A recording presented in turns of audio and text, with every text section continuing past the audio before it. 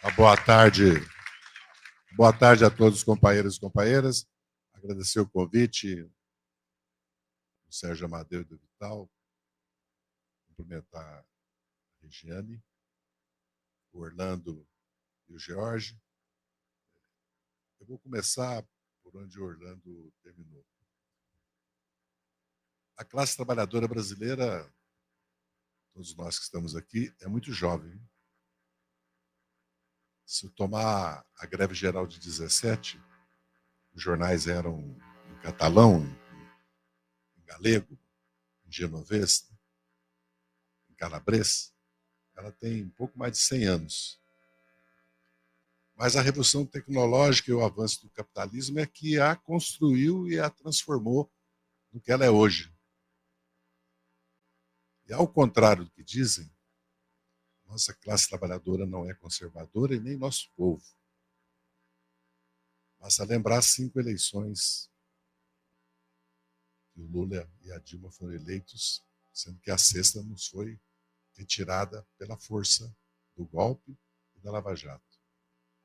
E lembrar que, apesar da sua juventude, essa classe trabalhadora votou no PTB de 46 e 64 e elegeu 136 deputados do PTB em 62, uma das razões do golpe. E depois no MDB, e depois no PT. E foi ela que mudou e determinou o fim da ditadura quando ela se levantou nas grandes greves da década de 70. Sem ela, como atora política, e ela se transformou no principal ator político do país exatamente por causa dos avanços tecnológicos e da implantação cada vez maior, primeiro da indústria no Brasil, até chegar à indústria pesada, química na era Geisel, e depois dos serviços, que hoje, por isso que o MEI, empreendedor, às vezes vocês ouvem falar de profissional liberal, médico, dentista, advogado, isso acabou. Mas tem uma novidade, que é o trabalho autônomo, que é o empreendedor, por causa dos serviços. Hoje, economia americana, 1% agricultura, 24% indústria, 85% serviços. É para onde nós caminhamos. Então, está nas mãos nossa, e o Orlando falou sobre isso, os destinos do Brasil, porque nós vamos viver uma encruzilhada. Essa encruzilhada já está determinada. Não haverá eleição no Brasil. É uma eleição internacional. E as Big Techs, exatamente, são elas os principais atores dessa disputa política. Evidentemente que pode haver subversão, atentado, assassinato, né? Não só fake news. Pode haver intervenção direta. Se os Estados Unidos impõem na Polônia uma derrota à direita liberal, elegendo um presidente de extrema-direita contra a União Europeia, contra toda a União Europeia, então nós já temos que nos preparar para o que vai acontecer no Brasil. Eu digo isso porque nós temos que nos preparar, como aqui é o movimento sindical brasileiro, de muitos estados, para que todos tomem consciência que o futuro do Brasil está nas mãos da classe trabalhadora. Evidentemente que muitos setores das classes médias, setores empresariais, se aliam em determinadas fases do projeto político, que é o projeto de construção do desenvolvimento brasileiro. É a revolução inacabada que o Florestan Fernandes fala tanto. O Brasil vem num processo histórico de se autoconstruir como uma nação soberana. Isso tem sido interrompido com a mão dos Estados Unidos, como foi em 64, foi em 54, quando leva o Getúlio ao suicídio, e depois na Lava Jato, que é interromper quando o projeto começa a se consolidar, começa a ganhar corpo suficiente para fazer reformas estruturais, vem o golpe e a reação. Dito isso, falar um pouco sobre o tema nosso. Primeiro, acho que nós temos que desmistificar a inteligência artificial. Aliás, no nosso meio, no meio jurídico, de advogados, ela mente, porque ela sabe mentir também. É só você contar bastante mentira. Segundo, ela, tudo indica, com a computação quântica, vai reunir todo o conhecimento da humanidade. E ela pode se transformar, se autogerir e se tornar senhor de si mesmo. É um risco. No Vale do Silício se reuniram todas as Big Techs para discutir, e essa questão foi colocada no centro. Então, nós estamos, ao mesmo tempo que nós não podemos mistificar, porque se nós mistificarmos, os trabalhadores não se organizarão para enfrentá-la. Nós já tivemos, vocês imaginam o que foi a ferrovia e o telégrafo num Brasil escravocrata, de senhores da terra, em 1886. Na minha cidade chegou em 1886 a ferrovia. A revolução tecnológica que foi o vapor, depois o aço e a energia, agora há pouco a automação e a robótica, e mesmo a internet. Então nós temos que não só desmistificar, como controlar a inteligência artificial. Esse é o desafio dos sindicatos da classe trabalhadora. Porque ela vai ser aplicada no mundo do trabalho e pode ser aplicada em benefício do trabalhador. Em primeiro lugar, porque se há um aumento da produtividade, inclusive com redução do tempo de trabalho, tem que haver um aumento dos salários e da participação do trabalho no lucro. Essa é a primeira reivindicação. Se há diminuição, se há aumento da produtividade, tem que haver melhores condições de trabalho. E eu acho que, na verdade, é preciso começar a exigir negociação coletiva sobre a inteligência artificial.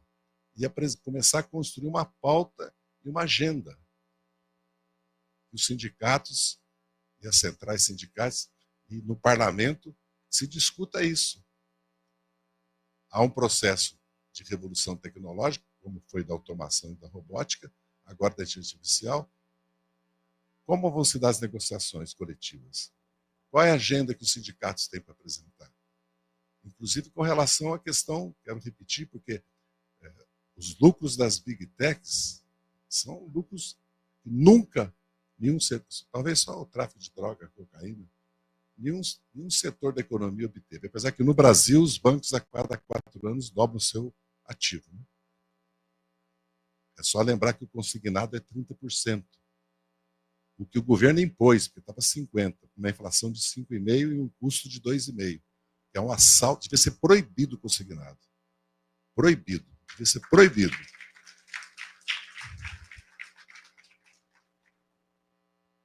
Essa conferência tem uma importância, não sei se vocês mesmos têm noção, porque essa batalha, esse campo de batalha vai ser decisivo nos próximos anos. E não se trata só da inteligência artificial, se trata da dominação de mentes. Nós vimos no Brasil o efeito da dominação pela direita das redes. E nós perdemos essa batalha porque não priorizamos, não é porque nós não tínhamos capacidade tecnológica, recursos financeiros. Tanto é que quando nós priorizamos ultimamente, nós empatamos com eles já. Como a conjuntura política mudou, já passa a ser, eles vão para a defensiva e passam a ser derrotados nas redes, porque também mudou a conjuntura política. Então, eu acredito que essa questão de construir uma agenda, uma pauta, para nós podermos exigir, primeiro, transparência nos projetos de implantação de inteligência artificial. Relatório do impacto. Qual é o impacto que tem? Em termos de ajuste de conduta.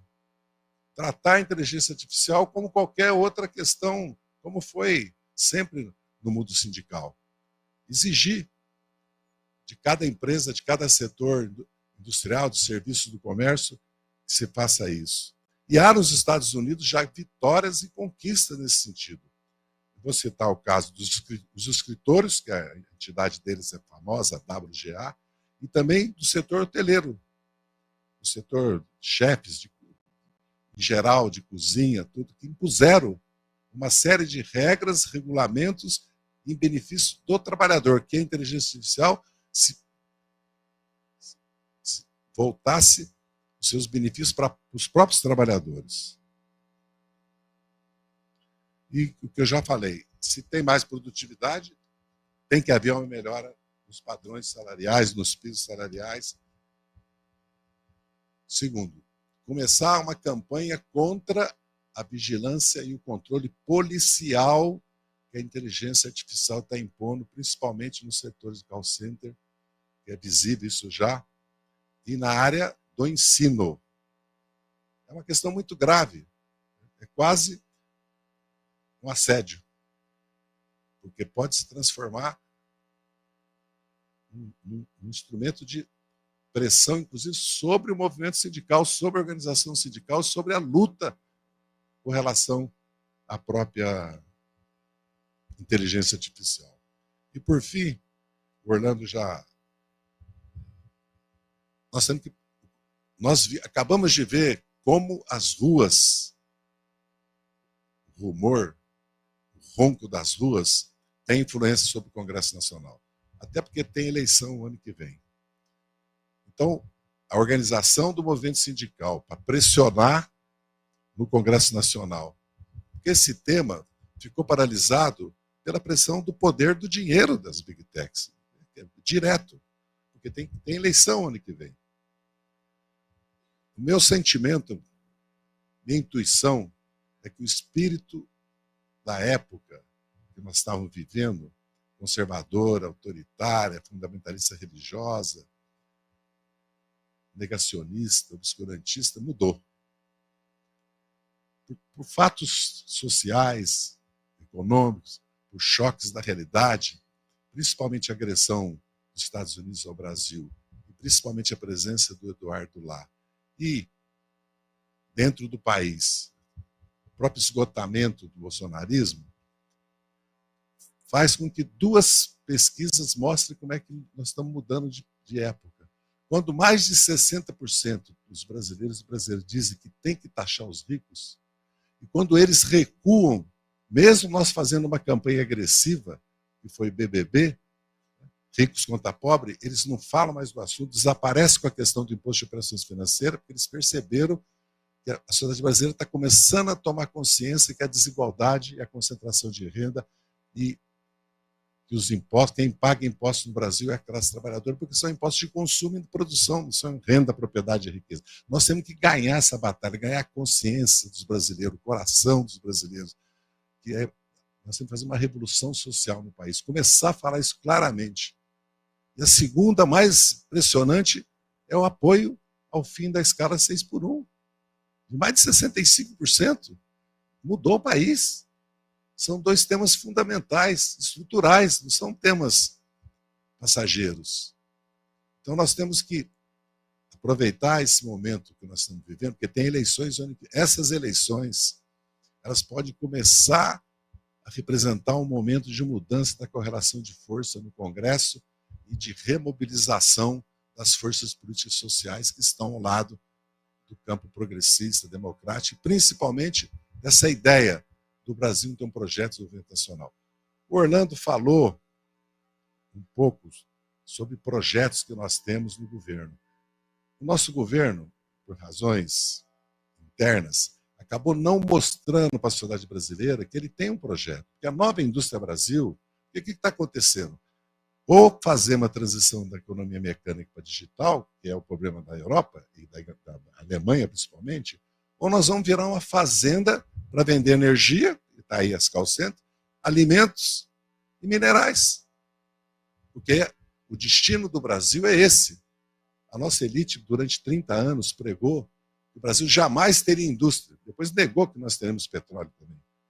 E foi o Roberto Simes, aliás, um empresário, né? Um intelectual, um pensador, que se levantou contra e criou, depois da Revolução de 30 mudou tudo, a consciência que o Brasil podia sim ser industrializado, até porque a Primeira Guerra Mundial obrigou o Brasil a produzir equipamentos, insumos, que não tinha como importar.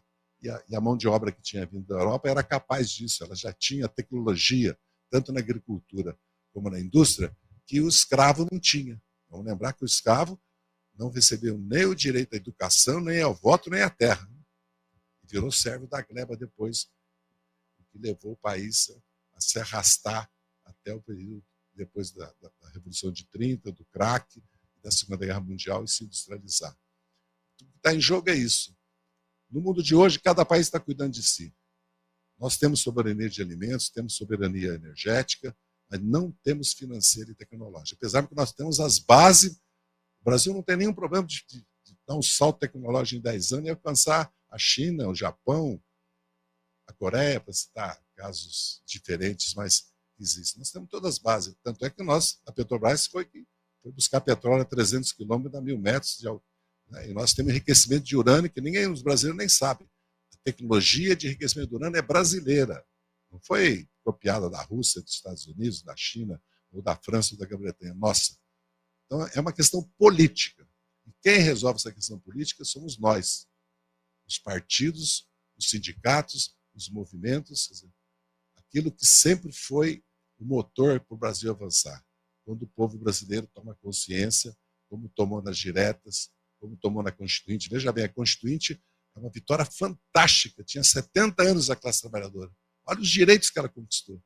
E quando elegeu tantas vezes o Lula para governar esse país. Então, a minha expectativa é que essa conferência tenha como consequência uma agenda, uma pauta para cada sindicato, para cada setor, que vai organizando essa luta nesses itens todos que nós citamos aqui e que se transforme também no movimento para as eleições, que essa pauta seja das eleições, que nós todos que vamos disputar a eleição levemos essa pauta, porque ela é fundamental para o futuro do Brasil como nação. Muito obrigado.